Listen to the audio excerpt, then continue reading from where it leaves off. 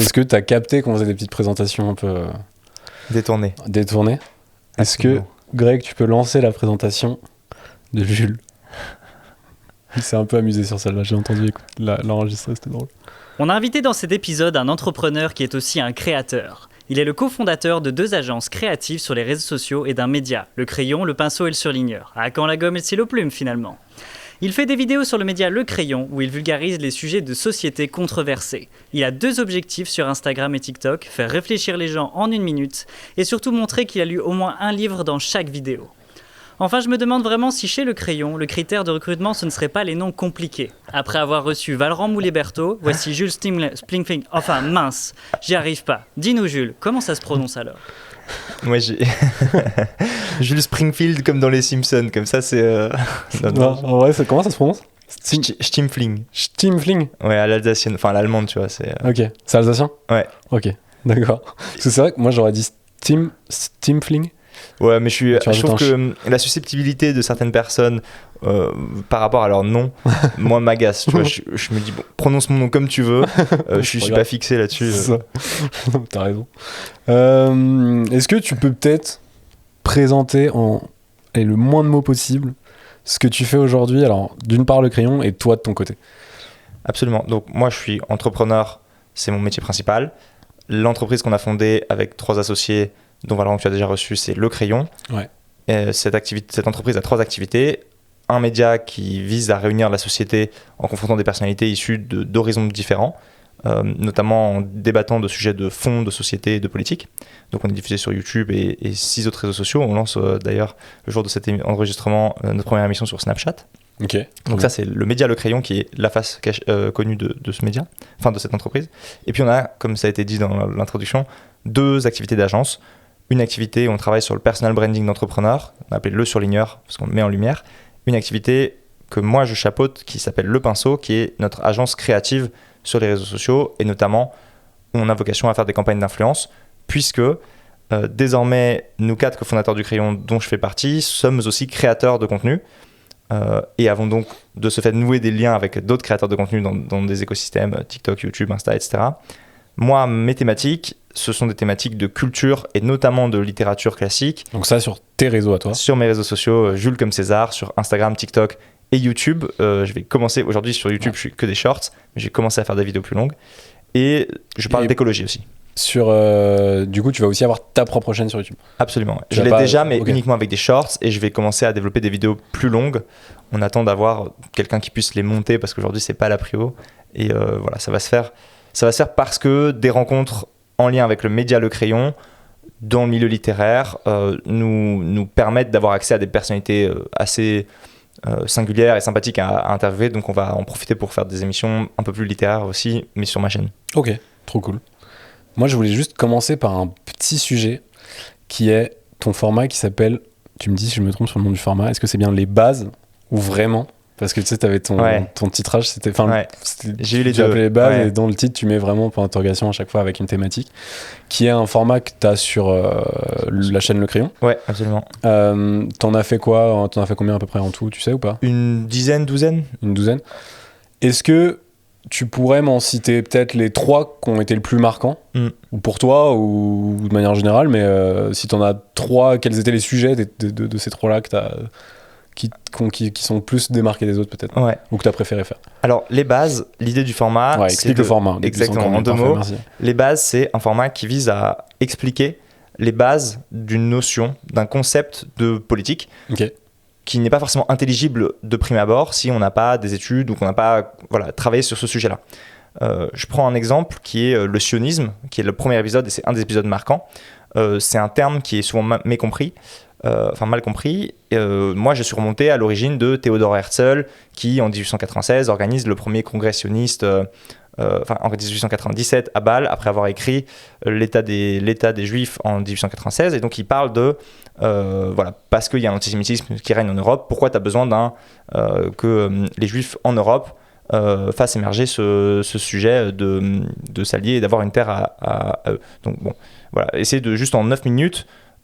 Décrypter très rapidement et permettre d'avoir une introduction à des formats plus longs, notamment de débats qu'on faisait sur la chaîne Le Crayon, qui puisse être compris avec ces bases. Okay. Donc il y avait cet épisode sur le sionisme, on l'a fait sur l'histoire de l'extrême droite aussi, pour comprendre un débat à ce sujet, pareil, un débat dans notre format Le Ring, qui est le format phare sur la chaîne du média Le Crayon.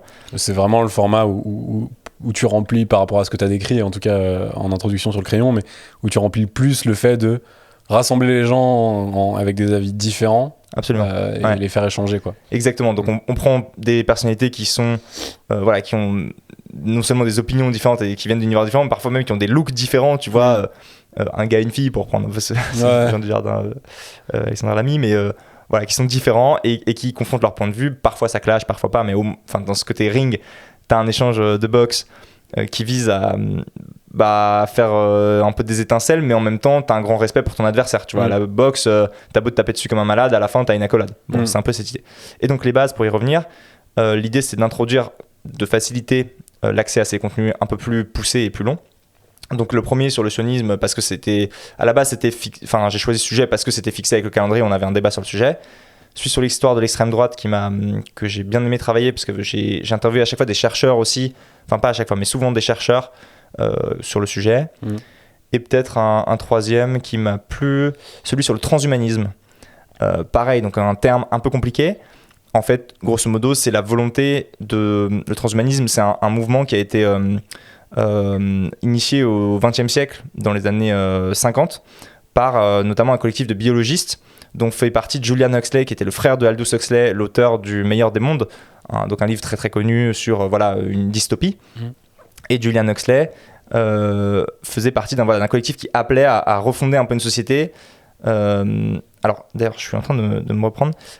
Le terme, à la base, ce côté de transhumanisme, à la base, avant la Seconde Guerre mondiale, il parlait d'eugénisme aussi, tu vois, c'est-à-dire même essayer d'orienter les naissances pour potentiellement qu'il y ait moins de pauvreté. Donc, bon, là, on va rentrer dans des discussions un peu compliquées, mais en gros, le terme d'eugénisme a été très, à cause de la Seconde, à cause de la Shoah et tout, ça a été, ça a pris une connotation absolument péjorative, et donc voilà, il y a eu un changement par rapport à ce terme, et le transhumanisme a émergé comme la volonté d'augmenter l'être humain sur la santé, sur ses capacités, etc. Et c'est ce à quoi travaille par exemple Elon Musk avec la société Neuralink, celle qui a implanté dans la puce dans la tête d'un cochon une puce. Voilà. Je sais plus qui c'est, il y a un humoriste qui avait fait c'est Roman Frécinet qui avait fait une super vanne là-dessus, qui a dit: moi je l'ai vu le cochon, il est pas plus intelligent qu'un autre, quoi. Tu le vois comme ça, il a pas l'air plus mal. Mais il marche tout au plafond là, pour reprendre la vanne des Simpsons. Carrément. Et c'est quoi pour toi dans ce format-là le gros challenge en tant que créateur de contenu? C'est-à-dire, parce que tu abordes des sujets qui sont quand même très complexes, c'est pas des questions hyper simples, c'est des choses aussi qui sont sujets à des opinions, en tout cas pour ceux que tu as cités. Bien sûr. Et comment tu fais pour réussir à expliquer les bases, comme le nom de ton format, et avoir quelque chose d'intelligible, de clair? Est-ce que tu t'orientes beaucoup sur l'histoire de l'origine du terme, ou du fait, ou du parti, ou peu importe le sujet, mais tu prends beaucoup les faits historiques. Comment tu fais pour réussir à avoir quelque chose qui est assez neutre et pas trop orienté, et pas trop, et le plus clair possible, en fait, le plus proche de la réalité? Moi, j'ai un esprit qui est assez organisé et synthétique grâce à ma scolarité à Sciences Po, où on a beaucoup appris à faire tu vois, des plans où tu fais une introduction, tu développes, et ensuite tu aboutis à quelque chose vers ce vers quoi tu veux guider ton auditeur ou ton spectateur. Donc l'idée là, c'était vraiment de prendre des mots comme le nationalisme pour la question de l'extrême droite, comme l'Europe, la laïcité, le genre, le féminisme, et de décrypter ces termes-là avec qu'est-ce qu'on entend en général là derrière, de reprendre un peu l'historique. Donc c'est pour ça que je te parlais de Herzl sur le sionisme, etc. Tu reprends quand même l'aspect historique qui est hyper important pour comprendre l'origine du truc aussi. Ouais, pour moi c'est fondamental. Donc on bossait là-dessus avec une fille qui m'aidait sur la documentation, et moi qui faisais des recherches, souvent appuyé sur des livres, donc je pense soit des livres, soit des chercheurs, soit parfois des articles en ligne, tu vois, mais sur la bioéthique par exemple, j'en ai fait un aussi, donc bioéthique, tout ce qui est à la fois la fin de vie, donc l'euthanasie, la gestation pour autrui, donc des questions de comment tu gères le rapport à la vie et tout. Donc à chaque fois on s'appuie sur des sources différentes sources. Et puis l'idée, c'est d'essayer de présenter en fin d'émission, grosso modo, ou au travers de l'émission, mais notamment jusqu'à la fin, je dirais pas les plus et les moins, mais les aspects clivants du sujet, quels en sont les enjeux contemporains et comment on peut se positionner par rapport à ces enjeux. J'ajoute que, donc, initialement, ce format s'appelait Les Bases. On a fait des épisodes qu'on a appelés vraiment, on a essayé de le changer un petit peu parce que par rapport aux autres émissions du Crayon, il n'était pas au niveau de ce qu'on attendait en termes de visibilité, de vues sur YouTube. J'ajoute aussi qu'on ne le refera pas cette saison, cette année, Okay. parce qu'on a revu toute la ligne éditoriale du Crayon et que ce format-là, que j'ai fait pendant 1 an, était très incarné. Or, on va se désincarner du média Le Crayon et laisser plus la place aux invités, nous sortir de la scène. C'est valable pour tous les formats qu'on a fait, y compris le Ring qui persiste comme format, mais on a pas mal réinventé cette ligne. Et donc ce format n'a pas vocation à être poursuivi, en tout cas sur la chaîne Le Crayon, potentiellement sur ma chaîne personnelle Jules comme César. Mais les vidéos existent toujours et elles sont toujours intéressantes, je l'espère. Ah ouais, non, carrément.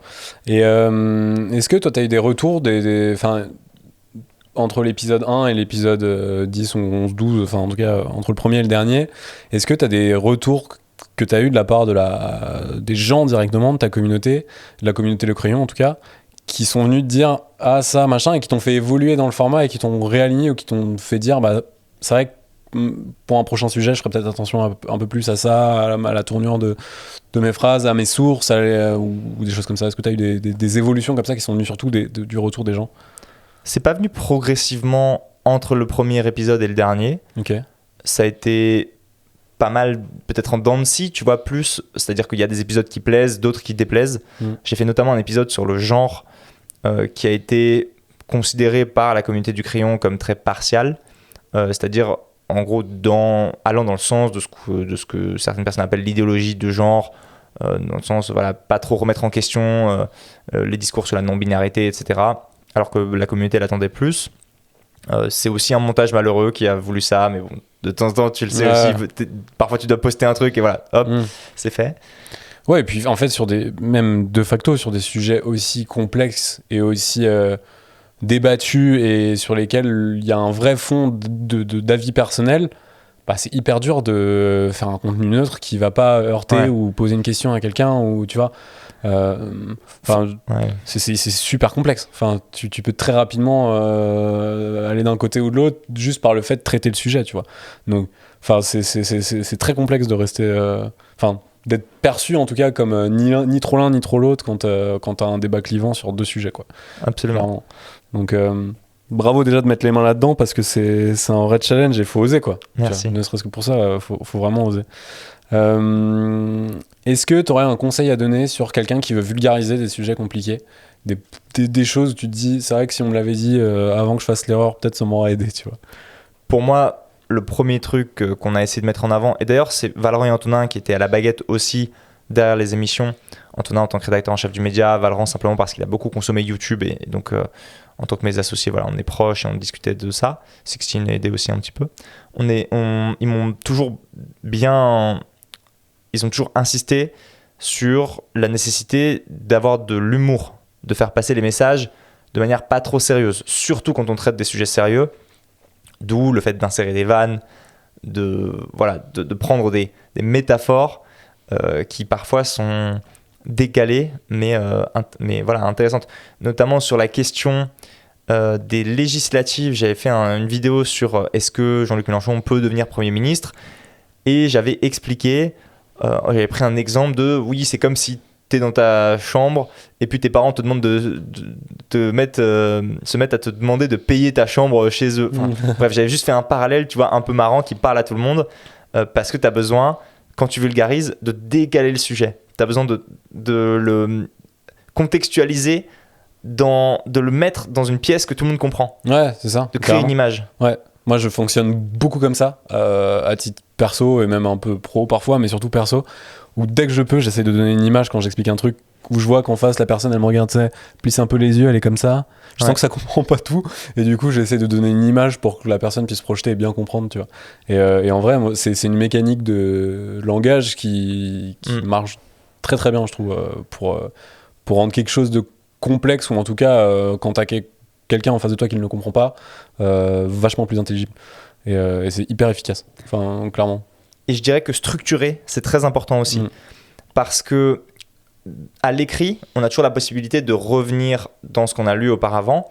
À l'oral, alors même si dans une vidéo, on peut revenir revisionner un passage, on a besoin d'énoncer clairement à la fois où on va dans une introduction, c'est-à-dire emmener le spectateur avec ça en disant voilà où je vais aller, et ça c'est la première étape, la deuxième étape, la troisième étape, etc. Tu lui donnes le chemin, quoi. Exactement, il faut le rappeler, il faut que ce soit structuré en fait. La structure, ça aide. Et tu l'annonces, ta structure ? Plus ou moins subtilement, il faut essayer de le faire subtilement. C'est-à-dire, en fait, l'introduction, tu vois, c'est une phrase que j'ai apprise en cours de rhétorique à propos des discours. Est-ce que tu as eu Clément Viktorovitch aussi, comme pas mal de gens à Sciences Po, en cours de rhétorique ?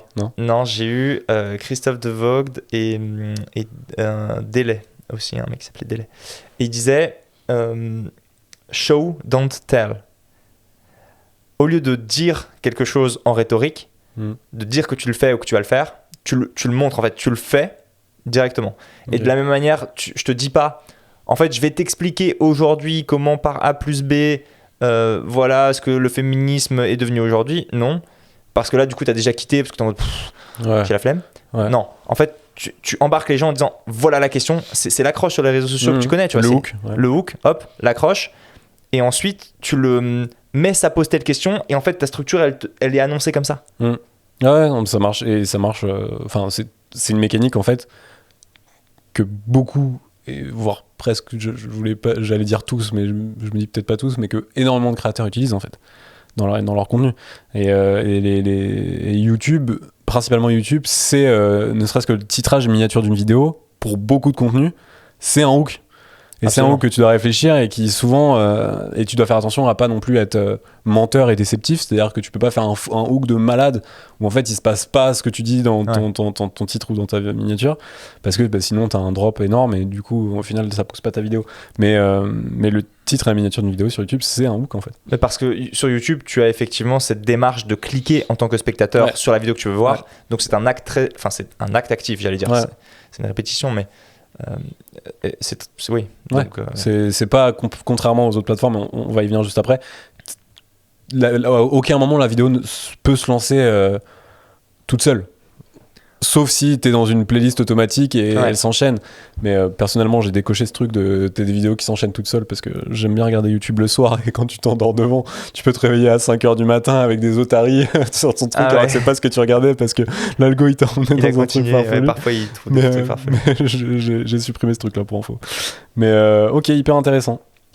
Pour continuer, changer un peu de plateforme, et là on va vraiment rentrer sur tes réseaux et tes contenus à toi, uniquement à toi, autour de 2 axes. Mais pour expliquer rapidement, tu es aussi sur TikTok et Insta, sous le nom Jules comme César, où tu as 3 thématiques, sujets plutôt sociaux larges, beaucoup de livres, et aussi un peu d'écologie, que tu me dis si je me trompe, mais un peu moins que les 2 autres peut-être. Enfin en tout cas, j'ai l'impression que c'est un sujet qu'on voit un tout petit peu moins, même si on le voit en vrai, hein, mais c'est quand même très axé livre, si je dis pas de bêtises. Ouais.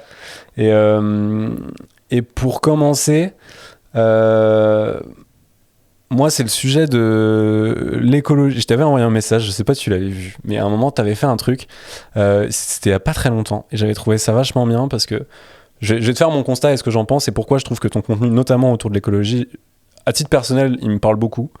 Dis-moi. Parce que l'écologie aujourd'hui, c'est un des sujets les plus clivants sur les réseaux sociaux. C'est-à-dire que tu n'as que la grande majorité, en tout cas, des choses que tu vois sortir sont des choses très coup de poing, très lanceurs d'alerte, très dénonciateurs, et il y a assez... Enfin, moi je trouve j'ai plein de questions en fait à chaque fois que je vois ces trucs-là, et tous les contenus que je vois en fait souvent ça se résume à juste dire c'est grave, c'est mal, c'est pas bien, il faut se bouger, etc., tu vois, mais il y a peu de réflexion derrière. Et moi, je m'ennuie un peu sur ce genre de contenu, tu vois. J'aime pas quand on me vend un plat tout fait, je préfère qu'on me donne des ingrédients et qu'on me dit voilà comment le faire, et après tu te fais ta réflexion. Et ce que j'avais trouvé super cool, alors pourquoi je dis ça ? Parce que il y a pas très longtemps, il y a eu un projet, un nouveau projet de Total un peu ahurissant en 2022 quand on est face à un défi climatique qui prévoit de faire un pipeline ou je sais plus quel truc c'était. Ouais, c'est ECOP, ouais, c'est un pipeline chauffé en Ouganda. C'est ça, exactement. Et toi, tu as repartagé. Alors, au moment où ça sort, je me bouffe environ 12 contenus avant de tomber sur le tien de gens qui sont en mode c'est un scandale, que le profit, que le truc, machin, etc. Et toi, tu repartages un contenu, ou en tout cas une vidéo, je crois que c'était Brut peut-être, tu vois, qui avait traité le sujet. Et toi, derrière, t'as fait une story fond noir avec du texte, et tu posais la question. Tu disais, mais une partie de moi, tu vois de quoi je parle ou pas ? Une partie de moi se dit que c'est pas possible que les gens fassent ça et que ça soit juste pour le profit, mais en même temps, c'est quand même un truc de dingue. Et tu posais on voyait que tu avais une réflexion derrière. Et tu cèdes pas, et ce que je trouve vachement cool sur tes sujets écologiques, c'est que tu cèdes pas à la facilité de dire à juste être dénonciateur, tu vois. À juste dire c'est un scandale, c'est de la merde, faut tout arrêter, faut tout couper. Ouais, mais tu vois, c'est pareil. Ok, demain, disons qu'on a un politique qui a le courage de dire bah, toute l'énergie fossile, on l'arrête. Mais en fait, tu crées tellement de problèmes à rebond, tu vois, parce qu'en fait, t'as plein de choses qui sont dépendantes que tu peux pas faire ça. Et donc, on doit avoir dans tous ces sujets écologiques un sujet beaucoup plus profond de réflexion, de transition qui impacte tellement de domaines. Et tous les créateurs, je vais pas les citer, mais beaucoup des créateurs qui sont très lanceurs d'alerte, moi aujourd'hui, dans ce que je veux voir sur cette thématique-là, ne me conviennent pas du tout. Parce que, et je pense qu'ils ont une grande légitimité de ce qu'ils font et qu'ils ont très raison d'être là, etc. Parce qu'ils ont éveillé plein de conscience et ils ont touché plein de gens positivement. Mais moi, à titre personnel, ça ne me parle pas du tout parce qu'il n'y a aucune réflexion de fond. Tu vois ? Est-ce que c'est quelque chose que tu réfléchis consciemment, toi, dans tes contenus ? C'est un truc que tu vois, t'apportes, mais j'aime bien ta demi-mesure, je crois. Tu vois ce que je veux dire ? C'est vraiment ça. Je revendiquerais ça sous le terme de nuance. Ouais, nuance, exactement. Moi, je dis demi-mesure, mais en fait, c'est complètement de la nuance. Je trouve que la nuance est très importante. Et est-ce que tu es d'accord qu'il en manque beaucoup, notamment sur ce sujet-là ? Ouais, alors, ouais, je vais y venir. J'écoute en ce moment un cours donné par Aurélien Barraud, qui est astrophysicien, très engagé dans le sujet de l'urgence écologique, qui parle de l'univers. C'est un cours disponible sur YouTube, tout public. Il y a 11 vidéos de plusieurs heures, mais c'est vraiment passionnant et je vous engage à regarder, même ne serait-ce que les quelques premières dizaines de minutes, où je pense que ça vous intéressera. Parce qu'il pose des questions philosophiques. Et à un moment, dans la deuxième vidéo, il dit une phrase que j'ai notée, il dit « L'imposture, c'est le manque de nuances ». Moi, je l'ai sorti de son contexte, mais il le dit en pensant également à ce que tu dis et à ce que disent, à ce que nous, on a essayé de corriger en créant le crayon. C'est-à-dire l'incapacité à se confronter à un point de vue différent sans l'anathémiser, c'est-à-dire sans le jeter des anathèmes qui ostracisent cette pensée en la catégorisant, en l'étiquetant d'une certaine manière. Donc cette incapacité à... Pour résumer, c'est le fait de se dire l'extrême droite, c'est forcément tous des racistes ou des choses comme ça. C'est quand tu prends un sujet sur lequel peut-être une partie de la thématique est décriée et tu ne focuses que là-dessus et en fait tu considères plus rien de ce qu'il y a autour. Oui, après, effectivement, dans plein de sujets, il y a... Ça dépend ce qu'on met sous les termes, mais c'est vrai que c'est toujours compliqué en fait de se prononcer en disant oui, mais là il n'y a pas de nuance parce que peut-être que soi-même on n'en a pas quand on dit ça. Bon, mais effectivement c'est cette idée-là. La nuance me paraît fondamentale. Et donc moi sur le sujet écologique, je suis très conscient de l'urgence écologique et je pense qu'on ne l'est pas du tout assez. Je pense que tu fais partie des personnes qui, parce qu'elles sont exposées sur les réseaux sociaux, elles les consomment, les réseaux sociaux, voient beaucoup de contenu issus d'activistes et voilà, parce que tu fais partie des personnes qui sont touchées par ça. Mais je pense que la prise de conscience n'a pas encore pénétré extrêmement profondément dans les individus de la société et je pense que le travail des activistes qui ne visent pas effectivement tellement à chercher la nuance, visent plutôt à inciter à l'action, peut susciter de la panique. Et c'est d'ailleurs ce que j'ai dit dans la vidéo que j'ai publiée pas plus tard que ce soir à ce sujet, sur l'effondrement écologique sur Instagram et TikTok, à propos d'un livre de Pablo Servigne et Gauthier Chapelle. Mais ce travail des activistes me paraît nécessaire, mais effectivement, il faut qu'il soit doublé par un travail qui vise à prendre de manière un peu plus, je ne veux pas dire pragmatique, parce que ce serait une insulte peut-être à à leur pensée. Non, alors qu'on soit très clair, y a pas de, moi je décris pas et je pense pas que c'est mal ce qu'ils font, juste ça ne me touche pas. Ouais. En fait, ça ne me touche plus. Parce que au début, en fait, si t'as jamais entendu parler de ça et que t'es en mode totale découverte, il y a un intérêt parce que tu prends peut-être un peu une balle, mais t'es en mode waouh, ok, je pensais pas que c'était à ce point, tu vois. Et il y a un rôle de peut-être découverte du truc. Ouais. Tu vois. Mais moi, ce que je peux reprocher à des profils comme Hugo Clément ou Glucksmann, par exemple, tu vois, lui, il n'est pas que sur des sujets écologie, mais c'est toujours une tonalité super grave, totalement dénonciatrice. Tu vois, il y a beaucoup de termes intolérables, graves. Enfin, tu vois, c'est... Et à aucun moment, t'as la réflexion... Enfin, en tout cas, et c'est pas leur job peut-être, hein, tu vois, mais c'est vraiment, ils ont un peu ce profil lanceur d'alerte, tu vois. Moi, j'aimerais bien juste comprendre pourquoi. Moi, depuis que je suis gosse, je cherche toujours à comprendre pourquoi dans absolument tout, tu vois. J'étais le genre de gamin hyper chiant où tu demandais un truc à tes parents, elle t'expliquait, tu disais à ta mère ou à ton père, il t'expliquait, tu disais pourquoi, il t'expliquait, et puis tu redemandais pourquoi, et en fait, tu pouvais faire la chaîne du pourquoi, tu peux un truc à l'infini, tu vois. Et c'est ça qui manque, je trouve, dans ce truc-là, c'est ok, Total, ils font un truc si on reprend, c'est ECOP, c'est ça? Ouais, ils font ça, ECOP. Pourquoi, tu vois? Ouais. Dans quel objectif, tu vois? Mais je pense que cet engagement très véhément de la part de personnalités que tu as citées, par exemple, Hugo Clément, Raphaël Glucksmann sur les réseaux sociaux, par exemple, tient à 3 facteurs. D'abord, le message. Quand tu utilises des termes comme grave, problématique, scandale, honte, à vomir, dégueulasse, etc., tu marques les esprits. Ce qui se passe au bout d'un moment, c'est qu'il y a une saturation. Comme c'est Moi, je l'ai atteint. Exactement. Ouais. Et donc, il faut que derrière des personnes prennent le relais en ayant un message plus nuancé, plus doux, mais qui vient parce que cette porte a été ouverte, cette brèche a été ouverte et qu'on a été sensibilisé à un sujet par ce message un peu fort. Je ne suis pas adepte de ces messages, de ces mots très véhéments, mais je le comprends. Le deuxième point sur lequel ça tient, c'est la personnalité. Il y a des personnalités qui sont plus nuancées que d'autres et d'autres qui sont plus promptes à s'indigner. En l'occurrence, moi, je pense qu'il y a de la sincérité là derrière dans l'indignation de se dire mais comment c'est possible ? Simplement, toi et moi, peut-être, ne sommes pas de cet ordre-là parce qu'on est plus je m'en foutiste ou juste plus... on a moins tendance à être choqué. Et un troisième élément, c'est que les réseaux sociaux ont quand même une extrême prime à la radicalité. Ouais. Et donc, utiliser des mots qui sont véhéments, radicaux, créer de la polémique, et de la polémique, créer de la visibilité. Or, engendrer de la visibilité, c'est ce qui est nécessaire au passage à l'action et à la prise de conscience. Donc, non seulement il y a là derrière peut-être une indignation sincère, mais il y a aussi un besoin de toucher plus largement en diffusant le message, et donc l'usage de ces mots permet ça. Moi, tu vois, là-dessus, et tu peux alors là on parle d'écologie, mais tu peux le raccorder à d'autres grands combats sociaux, le racisme, le féminisme, etc. C'est des choses où je me pose la question, parce que moi j'ai pas été loin de ça, tu vois, notamment sur l'écologie, où le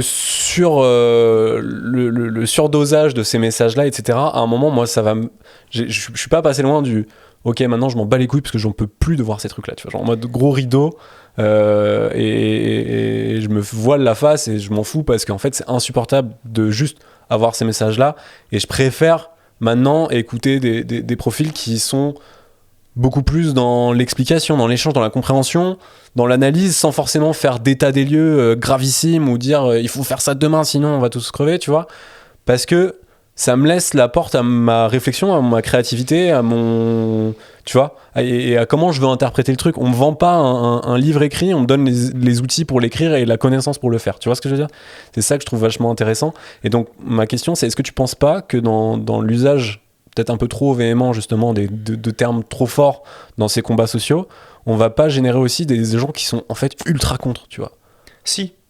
Alors que quand t'as de la nuance, au pire, tu n'as pas d'intérêt, et donc de l'ignorance, mais c'est ok, et des gens qui vont s'y intéresser et qui vont devenir aussi, tu vois. Mais dans les deux cas, t'as un risque. Il y a un risque, effectivement, d'une saturation d'une partie de l'audience, mais aussi qu'une autre partie de cette audience passe à l'action parce qu'elle soit scandalisée et qu'elle ouvre les yeux sur le sujet. Dans l'autre cas, il y a un risque d'indifférence. Parce que trop de nuances. Et c'est pour ça que ces deux approches sont complémentaires. Et j'ai l'impression que quelque chose de nuancé pourra moins créer d'opposition que quelque chose de mais très aussi frontal. Moins d'action. Peut-être. Il y a, tu vois, si des militants... Moi, je suis plus sensible à l'action sur quelqu'un de nuancé, par suite à des choses que je peux apprendre par tes canaux parce que t'es très nuancé, tu vois, sur lequel tu vas faire de l'éducation. Et donc, vu que t'es nuancé et que tu corresponds à mes codes de communication, bah, je vais beaucoup plus passer à l'action parce que par un propos que tu peux tenir toi parce que t'es nuancé, qu'un propos d'un Hugo Clément, tu vois. Parce que Hugo Clément, en fait, au bout de 3 lignes, je me suis dit, bon, en fait, mec, si je regarde tous tes contenus, c'est à peu près toujours le même ton sur tous les sujets différents, écologie, animaux, etc. Et donc, moi, à un moment, je me dis, mais waouh, stop, quoi. Enfin, genre, je comprends pas le fond du gars, quoi, tu vois. Et j'ai un doute sur l'honnêteté parce que pas de nuance, j'ai un doute sur. J'ai un doute. Moi, je me pose la question, c'est certainement quelqu'un de très bien, tu vois. Mais j'arrive pas à me sentir connecté à cette personne, tu vois. Et pour pouvoir agir suite à un sujet, encore une fois, on prend les grands exemples des grands sujets de société, bah, tu dois avoir une forme de confiance et de proximité avec la personne qui te l'apprend, je trouve. Mais pour moi, il y a encore une différence sur le sujet de l'écologie par rapport à ça. Pourquoi ? Parce que l'urgence écologique, elle arrive quoi qu'il se passe. Et elle va pas nous attendre. Enfin, c'est-à-dire que le dérèglement climatique progresse. Il y a une inertie du dioxyde de carbone dans l'atmosphère qui est de l'ordre de 10 000 ans. Donc les molécules de CO2 dans l'atmosphère restent là pendant 10 000 ans. Tout ce qu'on émet aujourd'hui donc, va continuer à produire, à réchauffer la planète, etc. Ouais, c'est ça, il y a une stat qui dit que, grosso modo, si on arrête les émissions de CO2 maintenant, là, à l'instant, tout de suite, en fait, on a quand même on va quand même avoir un réchauffement pendant plusieurs années, plusieurs années parce que ça prend du temps, quoi. Exactement. Et or, le problème là derrière, c'est que on ne sait pas exactement à quel moment on atteindra ou pas, mais certains points de bascule, comme la déforestation de l'Amazonie de manière irréversible, la fonte des glaces en Antarctique, le dégel du pergélisol, qui est en gros les couches gelées en Sibérie et au Canada, etc., qui contiennent des gaz carboniques qui sont enfouis depuis des millions d'années, etc. Bref, tout ça, c'est des éléments qui peuvent se déclencher parce que l'atmosphère s'est trop réchauffée. Bref, donc, mais ça continue de se réchauffer. Et tout ça pour dire que par rapport à des sujets tels que des luttes sociales qui sont respectables, qui sont un peu moins les miennes peut-être sur des sujets de handicap, de féminisme, d'antiracisme, etc., que la lutte écologique qui, moi, me touche plus. L'inconvénient de ce sujet de l'urgence écologique, c'est qu'en fait, on n'a pas le choix. Et, et puis, c'est scientifique et factuel, là où, où les autres que tu as cités juste avant, c'est plus de l'ordre moral que de l'ordre scientifique. T'as raison, il y a aussi de la morale dans le côté de la science, hein, puisqu'au final, dans le côté de la science, dans la réaction qu'on a au changement climatique, parce qu'il y a des questions de justice climatique, il y a des questions de, en fait, on sauve pas la planète, planète elle a vécu bien pire, on sauve l'espèce humaine, et donc il y a de la morale sur comment on va s'adapter, etc. Mais la raison pour laquelle il y a des personnes qui crient aussi fort, entre guillemets, en ligne sur les réseaux sociaux, c'est parce que l'action à laquelle toi, tu vas peut-être être poussé en ayant un contenu nuancé comme le mien dans ton feed, va être peut-être bien trop inférieur à ce qu'il faudrait faire. Et je le dis, même moi, ce que je fais, c'est en fait mon mode de vie est encore insoutenable par rapport à ce qu'il faudrait. Et donc, si tu veux, la radicalité, elle est aussi en te dire, mais en fait, même ce que toi, tu es prêt à passer, ce à quoi tu es prêt à passer à l'action en écoutant quelqu'un de nuancé, ne suffit pas. Donc, il faut aller plus loin. Et cette radicalité, c'est ça. C'est pour ça qu'il y a des personnes qui en ce moment jettent de la tomate ou de la pomme de terre sur des œuvres d'art en disant que vaudra l'art dans un monde où bien sûr, mais il y a quand même un truc ou un autre sujet sur l'écologie, je trouve, où moi je racontais à une personne il y a quelques mois, voire même quelques années maintenant, mais je disais, pour que ça touche la masse, je me dis, il faut réussir à rendre le truc super sexy, tu vois, et que ça donne envie, quoi, tu vois, pour que tu aies envie de bouger, tu vois. Absolument. Et sans ça, t'auras que des réfractaires, que des gens qui vont contourner le système. Et je suis moi, c'est ma personnalité, mais je pense que c'est très dur de contraindre les gens à tout prix. Tu vois, il faut réussir à donner l'envie du truc. Et je pense pas qu'un message ultra radical soit quelque chose qui puisse donner de l'envie à tout le monde. Non, je pense que tu vas toucher les early birds, tu vois, les premiers sensibles à cette cause-là. Mais tu vas comment toucher le gars ou la meuf qui est complètement à des années-lumière de ça, qu'on a rien à foutre, tu vois. Comment, à quel moment t'arrives à lui, en fait, si t'arrives à lui le faire changer d'avis et à commencer à le faire en sorte qu'il se sente concerné, bah, je pense que du coup, tous ceux qui sont avant, tu vois, c'est presque gagné, entre gros guillemets. Mais rassure-toi, quand même, les personnes qui sont engagées dans l'écologie ont ça en tête quand même. Et la réponse principale que moi j'ai entendue dans la bouche de Cyril Dion, qui est un réalisateur de cinéma, qui a fait Demain avec Mélanie Laurent, je crois que c'était en 2016, et qui a sorti Animal en 2021, un film, ou 2022, c'était peut-être au début d'année. Lui dit, il faut inventer d'autres récits, d'autres imaginaires. Et ça, c'est notamment le rôle de l'art. L'art, parce que si on se projette dans une société telle qu'elle est aujourd'hui, nécessairement, ça paraît impossible de diviser par 2, par 3 sa manière de... son train de vie. Parce que le congélo qui tourne, même si on ne l'utilise pas, parce que en fait, la clim, le chauffage, la bagnole, les voyages en avion pour un week-end à Barcelone, etc. etc. Mais en fait, tu peux réinventer ça si tu inventes un imaginaire qui est autre. Tu peux te dire qu'en fait, ton voyage... Comme un si pote, ça devient super sexy, si ça devient plus sexy de faire 2 heures de vélo pour aller te poser dans un coin qui a 2 heures de vélo de chez toi que tu n'as jamais vu, plutôt que d'aller prendre le train ou même plutôt l'avion pour aller 1 heure d'avion dans le sud de la France. Exactement. Et d'ailleurs, ça c'est le rôle de la culture, quoi. Exactement. L'art et de la culture. Et d'ailleurs, des créateurs de contenu aussi ont un rôle de mobilisation là-dessus. Et certains ont pris la parole. Tu vois, t'as même des Enjoy Phoenix, Marie qui a commencé sur complètement autre chose, qui est désormais assez engagée dans les sujets écologiques. Elle a complètement changé. Une pote qui s'appelle Léa Elisabeth aussi. Bref. Et toujours sur cette partie de création de contenu, mais dans l'invention d'un autre imaginaire, j'ai un copain qui s'appelle Victor Apchi, qui a monté une boîte rien à voir dans la food qui s'appelle Le Guide Ultime, et il est créateur, il met en avant des rencontres avec des personnes lambda qui croisent sur sa route, et là il fait Paris-Dakar à vélo, mais pour le voyage, quoi. C'est-à-dire qu'il fait le trajet. En fait, là où quelqu'un irait à Dakar pour voir Dakar, lui il se dit en fait Dakar dans son esprit c'est le terminus et il rentre dès qu'il est là-bas.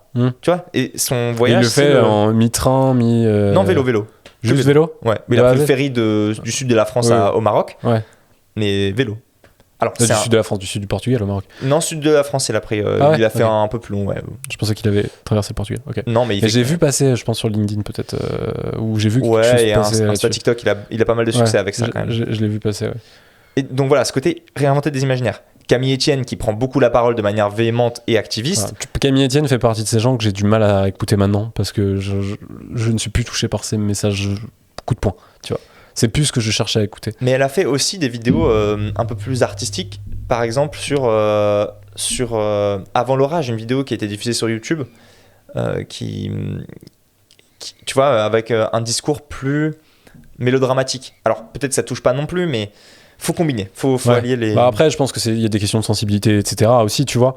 Moi, je suis plus sensible et j'ai même fait un peu un rejet des messages trop coup de poing, trop forts, trop dénonciateurs, trop trucs, parce que je trouve qu'il y a beaucoup de violence là-dedans et que je cherche à, le plus possible, éloigner la violence, même verbale, tu vois, même pas direct vers moi, même juste...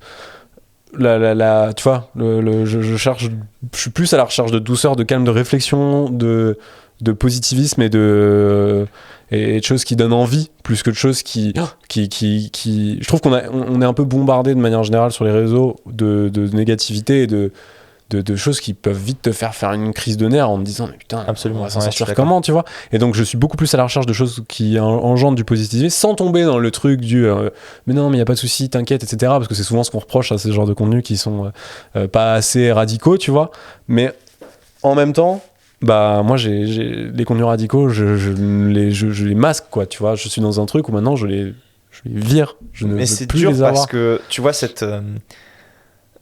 ce besoin de santé mentale, je le comprends très bien. Ouais. Les réseaux sociaux sont pesants par rapport à ça. Néanmoins, la situation ne va pas s'améliorer. Ouais. Et donc en fait, on est, tu vois, fermer les yeux parce que on se dit qu'on veut se coconner, enfin se carapacer. C'est pas une volonté de fermer les yeux. Je suis très curieux et je veux rester informé. Mais je veux rester informé par les gens qui le font de manière sobre et nuancée. Bon, en tout cas, pour reboucler aussi avec la question de départ, c'est vrai que la nuance, c'est quelque chose qui, moi, m'est toujours très important. Et sur le sujet de l'écologie et de l'urgence écologique, mais aussi sur d'autres sujets, j'en ai fait sur sur les époux Klarsfeld, donc les chasseurs de nazis. J'ai fait un truc sur les Pokémon avec de la nuance sur comment on envisage les choses, sur les médias, enfin ouais, toujours la nuance. Mais enfin ouais, moi c'est quelque chose qui me parle beaucoup. Autre sujet, ton Insta TikTok, et alors là, dis-toi bien qu'en face de toi, tu as certainement le plus gros newbie du monde. Tu parles de livres, beaucoup, et t'as vraiment en face de toi, moi je ne lis plus depuis je ne sais combien de temps, parce que c'est un format sur lequel j'aime, enfin, alors à quelques rares exceptions, et je vais te les citer, mais c'est un format qui ne me convient pas, j'ai l'impression, parce que trop long entre, tu vois, c'est trop long entre l'idée de base et ce qui s'y passe. Enfin, j'ai l'impression qu'il faut lire, ça dépend des bouquins évidemment, mais il faut lire beaucoup pour avoir peu d'informations, alors que tu peux avoir beaucoup plus d'informations sur un format vidéo ou un format audio, tu vois. C'est un avis qui est absolument faux, je suis sûr, et tu pourras me démonter avec 12 exemples, et tant mieux. Mais voilà. Et comment, face à quelqu'un comme moi, tu me recommanderais ton contenu sur certains bouquins ou peut-être réussir à me faire me dire ah ok, celui-là en fait, bon vas-y, je vais peut-être essayer de relire un bouquin ou deux, tu vois.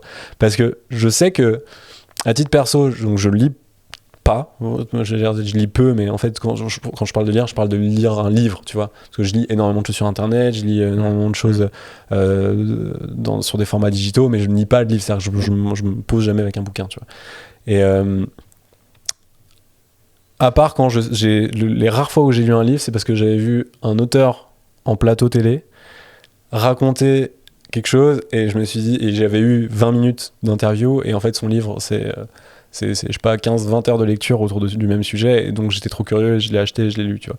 Et je pense quoi c'était Ginette Kolinka, tu vois. C'est une rescapée d'Auschwitz. Ouais, exactement. Parce que c'est la période de la Seconde Guerre mondiale, c'est un truc qui m'intéresse beaucoup de comprendre, tu vois, les mécanismes qui se sont passés dans la tête des gens, à quoi ça ressemblait, parce que t'as les grands faits, c'est-à-dire que tu sais qu'il y a eu la guerre, tu sais qu'il y a eu des déportations horribles, etc., machin, mais comprendre psychologiquement ce qui se passait dans la tête des gens, tu vois, des agressés comme des agresseurs, enfin... qu'est-ce qu'il y avait à quoi essayer de le plus se mettre dans la tête de quelqu'un à cette période-là et ce qu'il vivait, et justement son livre est plein de détails et elle rentre beaucoup dans le détail et dans ce qu'elle a vécu, etc., et c'était hyper intéressant, tu vois, de ce fait-là. T'as déjà lu Primo Levi? Ouais, bah oui, ça, à l'époque au lycée ou au collège, je sais plus, mais tu vois, pareil, mais je le relirais bien parce que je m'en souviens plus, tu vois, ou très mal. C'est assez accessible et sur ce sujet c'est très touchant. Ouais. C'est pas le seul, il y a des Georges Semprin ou Imre Kertész qui ont écrit sur les camps, enfin bon. Moi, ta question tombe bien, et c'est une question qu'on m'a posée régulièrement. C'est peut-être l'une de mes plus grandes fiertés d'être parvenu sur Instagram notamment, mais sur TikTok aussi, à toucher des personnes qui ne sont pas des fanatiques de la lecture, qui ne sont pas déjà des boulimiques de lecture, qui dévorent 120 livres par an, comme c'est le cas pour certains. C'est d'ailleurs aussi pour ça qu'aujourd'hui, j'ai l'une des plus grosses communautés de cette niche. Alors, je parle pas que de ça, mais aussi parce que j'ai touché des personnes qui ne sont pas fanatiques de livres.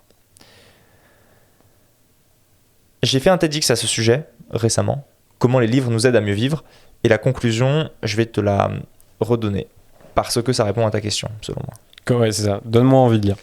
C'est ton... Alors déjà, pour moi, c'est la raison principale. Les livres nous aident à mieux vivre, et de plein de manières différentes. L'une des manières qui, pour moi, est, je dirais, la plus joyeuse, c'est le voyage. On parlait tout à l'heure de réinventer le voyage. Lire te permet de voyager auprès d'autres espaces, dans d'autres temps, dans des mondes alternatifs. On parlait d'Aldous Huxley tout à l'heure, du meilleur des mondes. Lire te permet de voyager, y compris dans des moments, on parlait de Primo Levi ou de Ginette Kolinka, des choses que tu peux pas vivre, que tu n'as pas forcément envie d'avoir vécu. Ouais, tu n'as pas non plus envie de forcément vivre, mais tu es curieux. Qu'il est important et curieux de découvrir. Livre te fait voyager. Et je me permets, toute petite phrase d'avocat du diable, est-ce que la vidéo permet pas ça aussi, par exemple? Certes. C'est parfait. Tu tombes exactement dans l'objection à laquelle je réponds dans mon TEDx. Je dis exactement cette phrase-là. Parfait. Et j'y réponds justement après. Certes, mais la vidéo ne te permet pas une chose, c'est l'imagination. Et je savais quand j'ai dit ça et que j'ai vu ta réaction que t'allais me répondre ça, c'était sûr. Quand... En fait. Et je vais te faire, je suis désolé, je te déroule un peu le truc, mais Non, c'est très le bien, discours très que j'ai bien. travaillé et du coup, c'est profond Ouais. en moi. Quand tu vois un champ de bataille dans Game of Thrones, une histoire d'amour dans La Casa de Papel, une dystopie dans Black Mirror, quand tu vois un reportage sur les animaux à la télé ou sur YouTube, on te le montre. On te donne quelque chose. On te donne quelque chose à voir. Mm. Quand tu lis à propos d'un champ de bataille dans La Chartreuse de Parme, d'une histoire d'amour dans Anna Karénine ou Belle du Seigneur, d'une dystopie dans 1984 ou Le Meilleur des Mondes, des animaux dans La Panthère des Neiges, etc., tu l'imagines. Il y a d'un côté un processus passif, de l'autre un processus actif. Et ça fait une différence. Ça fait une différence non seulement pour toi, ta richesse en tant qu'individu, mais ça fait aussi une différence parce que, d'une certaine manière, tu te crées ton histoire. Ce que la vidéo ne permet pas. Mm. Là, je parle surtout de la fiction. Il n'y a pas que de la fiction que tu peux lire. Mais c'est un autre sujet. Mais notamment dans la fiction, entre une série, un film, une vidéo et un livre, le travail est... Enfin, tu te crées un truc différent. Et moi, Harry Potter, j'ai un souvenir net des personnages tels que je les avais imaginés en lisant les livres avant de découvrir les films. Ouais. Ça veut pas dire que c'est mieux ou moins bien. Mm. Ça veut juste dire que c'est une autre expérience. Tu vis pas les choses de la même manière. Mm. Donc en fait, c'est un univers qui est même pas accessible parce qu'il t'est propre. Ouais, il est singulier. Il est singulier. Il est super singulier. Deux autres raisons rapides avant d'aboutir à la conclusion. Lire, c'est très apaisant aussi.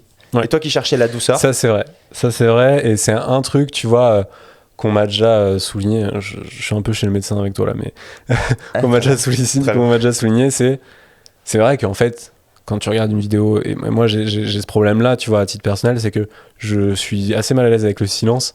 Et tu sais, quand je vais me coucher et que je suis dans le noir, en fait, j'ai un esprit qui tourne tout le temps. C'est-à-dire que j'ai beaucoup de mal à poser ma tête et l'arrêter. Et du coup, une des manières d'éteindre mon cerveau, c'est me mettre devant un truc et juste consommer. Et donc la vidéo, en ça, me fait pas mal de bien parce que juste, c'est des rares moments où je suis en train d'écouter ce qui se passe et d'être concentré sur ce qui se passe et donc pas avoir des réflexions sur tout ce qui va me traverser l'esprit à raison de 4000 éléments par seconde, tu vois, dans ma tête. Donc, mais en même temps, tu as une fatigue visuelle, une forme de concentration qui n'est pas forcément toujours saine quand notamment tu vas te coucher, tu vois. Moi, absolument. C'est vraiment à ce moment-là que je consomme le plus de vidéos. Et c'est dur de s'arrêter. Moi, j'en suis victime. Hein. J'en suis victime. Je me couche, mais pas plus tard qu'hier soir. Hier soir, j'ai passé 2 heures sur mon téléphone en rentrant chez moi alors qu'il était minuit passé. J'aurais préféré faire autre chose, simplement par réflexe, par addiction. J'étais sur mon téléphone. Alors que je voulais lire. Mais voilà. Et ça viendra, je reviens à ce sujet sur comment faire, parce que tout le sujet, il réside là.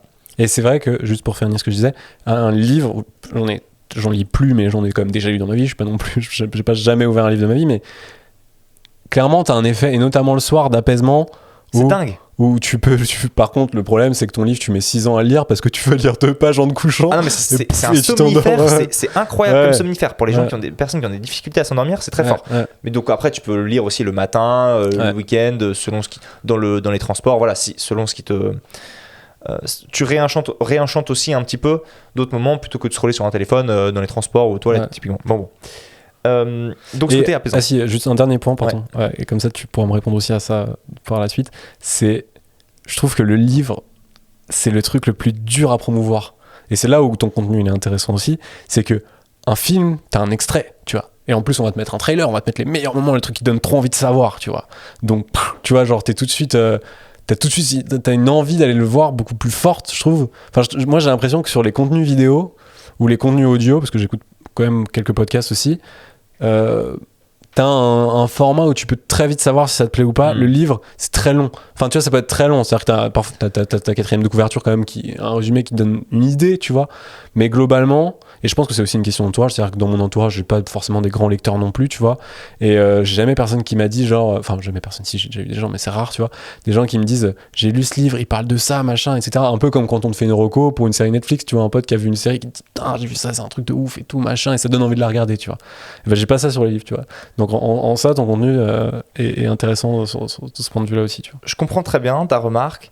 Je pense que les livres ont d'autres manières de faire leur promo. Tout comme tu fais pas de la même manière une promo d'un album musical, d'un film, d'un jeu de société ou d'un livre. Il y a effectivement la couverture, il y a d'autres manières des citations.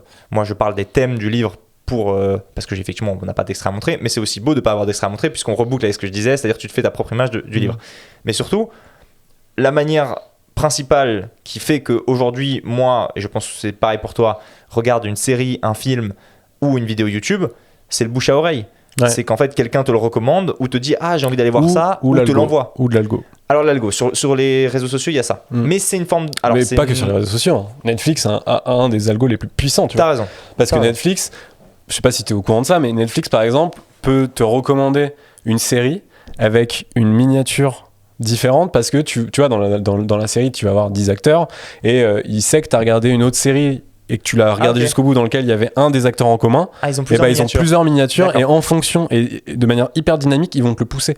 Et à l'époque, alors je sais pas s'ils le font encore ou c'est juste j'ai masqué les mails et du coup je le vois plus, mais à une époque, ton compte Netflix, tu recevais un mail qui disait genre il y a telle série qui devrait vous intéresser par rapport à ce que tu as déjà regardé, tu vois. Et donc ils savent que c'est dans les mêmes thématiques et ils te le poussent, tu vois. Et quand ils te le poussent aussi, encore une fois, je sais pas si t'as vu un film avec Brad Pitt et que t'as regardé ce film-là et qu'il voit que t'as bien regardé ce film-là, et ben il va te pousser la miniature avec Brad Pitt parce qu'il sait, il se dit bon peut-être qu'il aime bien Brad Pitt, tu vois. Et là-dessus c'est très très fort Netflix. Hein. Ouais. Donc il y a une question d'algo aussi. Mais je suis d'accord, le principal ça reste bouche à oreille. T'as raison. La recommandation en fait tout simplement. Je sais pas si c'est le principal, mais en tout cas ça reste un truc très très fort. Ouais. Et pour le livre, c'est comme ça que ça marche aussi, tu vois. C'est le plus fort, je pense. Exactement, tu vois. Donc bon, ça reste une manière dont ils se défendent sur la communication. Je reboucle aussi avec les raisons pour lesquelles moi j'incite à lire. On a dit le voyage, l'imagination, l'apaisement, et d'ailleurs même le sommeil si t'as besoin. Et presque la plus fondamentale, c'est pour moi les réponses que lire t'apporte dans la vie. Je suis curieux de savoir ce que tu veux dire là-dessus. C'est le cas aussi de certaines vidéos où on apprend plein de choses en vidéo. En regardant des vulgarisateurs sur des trucs un peu c'est ça que je consomme culture, beaucoup de contenu, voilà, c'est des personnes qui parlent de développement personnel, très bien. Néanmoins, alors déjà il y a un truc que je remarque, c'est que ça imprègne beaucoup moins, je trouve. La vidéo ? Ouais. Que le livre ? Ouais. Okay. Alors ça dépend si tu prends des notes, ça dépend si c'est une vidéo que tu regardes fréquemment plusieurs fois, mais j'ai été marqué il y a plein de vidéos, je sais que je les ai vues, mais je suis incapable de dire ce qu'il y a dedans. Pareil sur des posts Insta où tu vois. Et sur des livres, tu as le sentiment de vraiment beaucoup mieux retenir ce que tu lis ? Je retiens pas tout, loin de là. Mais il y a des moments qui marquent. Un peu comme d'ailleurs, tu as des moments qui te marquent peut-être dans un film parce que ça produit une émotion. Ouais. Mais de la même manière, quand tu lis, ça te produit une émotion parce que tu imagines quelque chose et parfois c'est haletant ou stressant, etc. Alors parfois il se passe rien et tant pis. Et est-ce que moi j'ai une théorie entre guillemets, mais moi je pense que c'est aussi ton niveau d'intérêt pour le contenu que tu regardes. C'est-à-dire que tu vois par exemple, j'ai eu le sentiment de retenir et d'apprendre, et je l'ai vraiment retenu et appris, des choses très complexes en regardant la chaîne Eureka, je sais pas si tu vois, qui fait du vulga sur la finance et l'économie. Ouais. Parce que j'étais en mode, j'ai trop envie de comprendre, tu vois. Et j'étais vraiment dans une démarche où j'avais trop envie de comprendre, donc là j'ai retenu plein de trucs. Mais par contre, c'est clair que quand j'ai cliqué un peu par hasard sur une vidéo de Nozman, sur un sujet, parce que je regardais ses vidéos, je me suis dit, vas-y, celle-là on verra bien, en fait je suis peut-être pas capable de te reciter ce que j'ai appris, tu vois. Parce que je l'ai pas regardé avec le même intérêt, tu vois. Et que ce soit en vrai vidéo ou livre, je me dis que c'est une question d'intérêt à l'instant où tu le lis pour le sujet, tu vois. Non mais après voilà, la vidéo c'est un format que moi je consomme beaucoup, je défends je mêle le format vidéo et le format livre, c'est pas du tout un antagonisme pour moi, c'est vraiment complètement complémentaire. C'était une belle tautologie, mais donc la plupart des livres, la plupart des vidéos s'appuient aussi au final sur des livres initialement, tu vois, le développement personnel, c'est quasiment que des bouquins qui sont résumés en vidéo, que ce soit dans le business ou dans le développement personnel plus humain. Moi, si tu vois, ça peut être de la fiction ou de la non-fiction, mais sur de la non-fiction, si tu veux apprendre des trucs et te grandir, tu prends les Lettres à Lucilius de Sénèque, qui était le disciple de Néron, donc un antique, qui, à l'âge de 60 ans, quelques mois avant son suicide, transmet à son disciple toute sa sagesse de vie. Putain, tu te prends une claque à chaque phrase. Genre, c'est un truc, j'ai l'impression de... J'arrive même pas à le terminer à chaque fois parce que je suis c'est trop, quoi. Genre, c'est trop sage. C'est vraiment, t'as l'impression que c'est Kirikou. Donc voilà, tu peux avoir des réponses que tu trouves comme ça. Tu peux en avoir dans sur d'autres sujets. J'ai lu cet été, moi, un livre qui m'a beaucoup marqué, qui est la vidéo la plus vue actuellement sur mes comptes, qui est une vidéo à propos de l'insoutenable légèreté de l'être de Milan Kundera, un auteur tchèque francophone, qui parle de l'incompréhension dans un couple. Il a un lexique des mots incompris, lexique des mots incompris, je crois, où en gros il te dit que bah voilà, mais en te racontant une histoire, pas en décortiquant un par A plus B, non, il te raconte l'histoire de personnages, Teresa, Thomas, etc. Et il te montre qu'en fait ils n'ont pas la même conception de la musique ou il y en a un qui aime les cimetières, l'autre qui a peur, bref, et ça te crée une incompréhension et tu comprends en fait mieux pourquoi c'est normal qu'avec ta meuf ou ton mec tu sois tu projettes le truc, enfin c'est vraiment, c'est très fin, très fin et ça t'apporte des réponses à la vie, tu vois, sur la vie. Moi j'ai l'impression que la lecture ça se rapproche plus de la musique que de la vidéo en fait, tu vois, dans le sens où la musique me procure beaucoup plus d'émotions que des vidéos. Parce que t'as une forme d'interprétation, c'est-à-dire que t'as une émotion évidemment, mais t'as une forme d'interprétation quand un chanteur va dire une phrase. Tu vois, je sais pas, si t'es en rupture amoureuse et que t'écoutes un son de Sheeran, machin, il va te faire un truc. Lui, il le pense peut-être dans ce sens-là, mais en fait, t'as un sujet d'interprétation et toi, tu vas pouvoir le reconnecter à ce que tu vis et donc l'imprégner beaucoup plus fort, tu vois. Et j'ai l'impression que dans le livre, tu retrouves ce truc de ce que tu me dis. Alors c'est vraiment une pensée que j'ai en direct là. C'est de ce que tu me dis, c'est t'as la capacité d'interpréter quelque chose qui te permet de le reconnecter à toi plus que tu peux le faire dans une vidéo, peut-être, tu vois. Si on fait une comparaison, même si, voilà, il n'y a pas de comparaison à faire. Mais... Je pense que les arts sont très personnels aussi, la perception qu'on en a. Ce que j'ajouterais à propos des livres, c'est que les livres, c'est un format, c'est pas un art, tu vois, c'est même pas la littérature. Donc dans les livres, t'as de tout. Tu peux aimer des mangas, tu peux aimer du développement personnel, tu peux aimer de la science-fiction, de la science tout court, ou de la littérature et de la fiction. Donc bref, c'est tellement vaste. Mais pour revenir sur tout ça, je pense que pour le voyage, pour l'imagination, pour l'apaisement, pour les réponses que ça t'apporte dans la vie, vraiment, c'est des exemples que j'ai donnés, mais sur l'amitié, si tu dois savoir si tes potes, si tu dois les soutenir dans toutes les situations ou pas, tu lis Le Misanthrope de Molière, tu lis Des souris et des hommes de John Steinbeck, ou dans l'un, pour les spoiler, dans l'un, t'en as un qui quitte le monde en disant non, j'aime pas cette hypocrisie et je préfère quitter mes amis parce que je trouve qu'ils ne correspondent pas à mes valeurs. Et dans l'autre, t'as un mec qui commet un acte abominable et son ami qui, parce que c'est son ami, en gros l'accepte quand même. La vie à la mort. Et voilà. Ouais. Donc, mais tout ça m'amène à cette réponse à ta question. Pourquoi, au final, est-ce qu'on lit si peu malgré tous ces avantages ? Et t'es pas le seul, hein. Même moi, hein, je lis moins que ce que j'aimerais, je passe trop de temps sur mon tel. Parce que la difficulté principale, elle est dans ce fait d'ouvrir le livre. C'est tout con. Une fois que t'as ouvert le livre et que t'as posé tes yeux sur le premier mot, un seul mot, en fait tu lis et en fait tu t'arrêtes pas. La plus grande difficulté, c'est ce geste-là. C'est de se saisir de cet objet et de l'ouvrir plutôt que de se saisir de son téléphone ou de la nourriture. En fait, si le truc du livre, c'est que, enfin du téléphone, c'est que tu vas t'en servir pour plein d'autres choses. Pas juste, enfin tu vois ce que je veux dire, ton téléphone, alors mais c'est le prétexte, c'est pour mais pas parce que t'as un appel, parce que t'as un message, etc.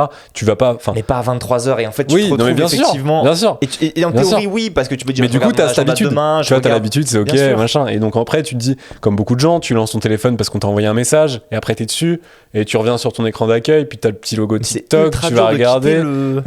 Et moi j'ai ce geste que je n'arrive pas à faire parce que je suis accro, mais que j'aimerais faire plus souvent.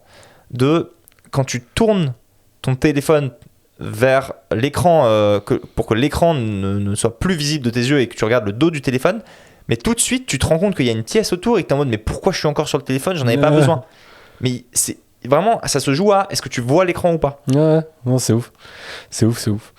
Merci en tout cas pour cette réponse sur le livre, et en off après je te demanderai peut-être si t'as 2-3 recos, parce que je suis curieux de réessayer de me remettre dedans et de reprendre du plaisir, parce que je l'ai pas fait depuis trop longtemps pour le coup. Mais voilà, faut pas le voir comme une astreinte ou une contrainte. Non, mais en fait moi j'ai pris du plaisir, mais tu vois, c'est vraiment du mal à... Et le problème, moi, je pense que c'est assez générationnel et très lié à nos consommations, à notre mode de consommation aujourd'hui, c'est si j'ai pas accroché très vite, je vais pas réussir à me remettre dedans la deuxième fois, tu vois. C'est-à-dire que dès le début, je dois me dire, j'ai envie de savoir, ou alors même avant de l'acheter, tu vois. C'est-à-dire, je me dire, je sais que ce truc-là, j'ai envie de lire. Il y a un truc tout con, et j'ai un pote à moi, tu vois qui c'est, Mehdi Charef, ou pas, ça te parle? Non.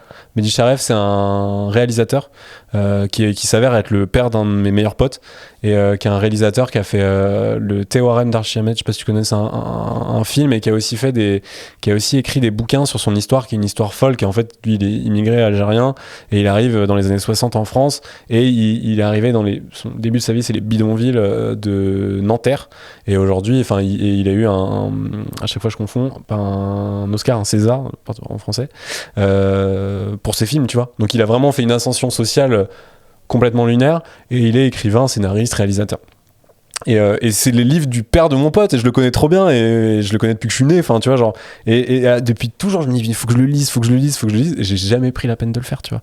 Parce qu'à chaque fois, je me dis, ouais, bon, faut que je le livre et tout. Il est au tome 2, il en a sorti 3, tu vois. Il a commencé à sortir le premier, je sais pas, il y a genre 8 ans, tu vois. Oui, mais si t'as pas envie de le lire, le lis pas, tu vois. Lis un truc que t'as envie de lire, faut que ça soit un truc qui touche au moment où je suis sur un kiff, tu vois. Je sais pas, en ce moment, je suis à fond sur le fait de voler et les ULM, etc. C'est ma grande passion du moment. Bah voilà, peut-être que si je trouve un livre là-dessus, ça me chauffera, tu vois. C'est peut-être ça, en fait. Ouais, il y a une timidité, en fait, à se dire. Il y a aussi une crainte et une pudeur, et certaines personnes qui ont peut-être développé un complexe par rapport à l'objet livre, en se disant, comme je lis pas, je ne suis pas un lecteur. Et si je ne suis pas un lecteur, je vais pas me mettre à lire un livre. Faut le voir à l'inverse. Ouais. J'ai ce truc-là de fou, carrément. Carrément. Déjà, désacralise l'objet du livre. Tu vois, c'est ce que je. Si, le dernier livre que j'ai lu, c'était celui de Ben Never. Je sais pas si tu l'as vu passer. Ouais, Je ne suis pas viril. Ouais. Que j'avais trouvé en termes de. Et lui, quand il l'avait fait, il m'avait expliqué qu'il voulait faire un livre aussi lisible par les gens qui n'ont pas l'habitude de lire des livres. Et en ça, dans son livre, est plutôt bien écrit, il est imagé, il est très digeste, entre guillemets. C'est pas juste des lignes de texte, et puis quoi, ça va en foutre. Sans transition, sans rien, où t'as juste chapitre 1, boum, chapitre 2, boum, tu vois, enfin. Et ça, j'avais trouvé ça cool, tu vois, pour le coup. Donc, bon, on en parlera en off, mais peut-être que t'auras des recos pour moi. On a une petite tradition ici, c'est le podcast s'appelle Marqueur Social. C'est, pour nous, un marqueur social, c'est quelque chose qui a marqué ton histoire sur la création de contenu et qui te définit un peu, enfin tu vois, un truc qui a marqué les gens, qui t'a marqué toi dans les contenus que tu as créés ou même que tu as pu consommer. Mais là, l'idée, c'est pour toi, c'est quoi la dernière chose que tu as publié, un contenu ou une interaction que tu as pu avoir autour de ce monde de la création de contenu qui t'a vraiment marqué, où tu te dis, waouh, ça c'est un tournant, tu vois, ou qui a pu marquer surtout les gens à l'extérieur. Est-ce que ma question est claire ou pas? Oui.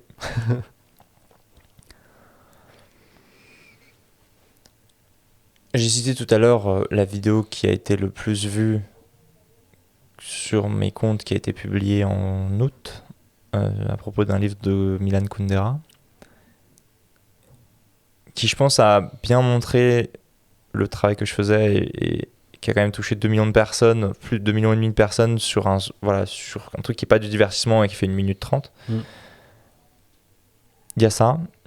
Mais je dirais que moi, personnellement, ce qui m'a touché, moi et pas d'autres, c'est quand il y a quelques mois, au sortir du supermarché avec un ami, il y a une fille qui se jette un peu sur moi et me dit « Ah Jules, est-ce que je peux prendre une photo ?» Et moi, dans ma tête, alors je savais comment réagir parce que je l'avais vu. Ouais. Je savais comment réagir parce que je l'avais vu sur des proches qui avaient déjà de la notoriété auparavant depuis plusieurs années. Et à qui c'était arrivé en ma présence.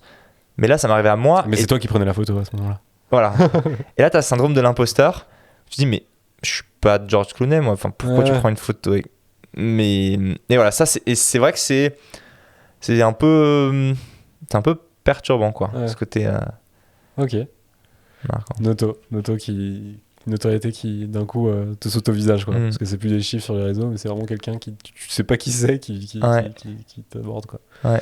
Ok, mais merci en tout cas beaucoup à toi d'être venu et d'avoir eu cet échange bien complet, très sympa, d'avoir éduqué peut-être un peu fort, m'avoir sensibilisé sur le livre, tu vois, il y a quand même un truc où je me dis, bah, tu vois, j'ai envie en fait, tu me donnes envie de réussir à atteindre ce truc sur l'imaginaire, etc., dont tu as parlé, tu vois. J'ai envie de le vivre. Donc, maintenant, il faut que je trouve le truc pour aller le vivre. Enfin, je trouve quel bouquin pour aller le vivre, tu vois. J'essaierai peut-être de t'aiguiller, mais ça doit venir de chacun, tu vois. Mais en ça donne envie déjà, tu vois. C'est dire, ok, tu peux imaginer des trucs et tout, putain, c'est charmé, tu vois. Ça, c'est cool, en vrai. J'espère avoir déclenché une étincelle. Trop bien. Merci beaucoup à toi, en tout cas. Merci Jean.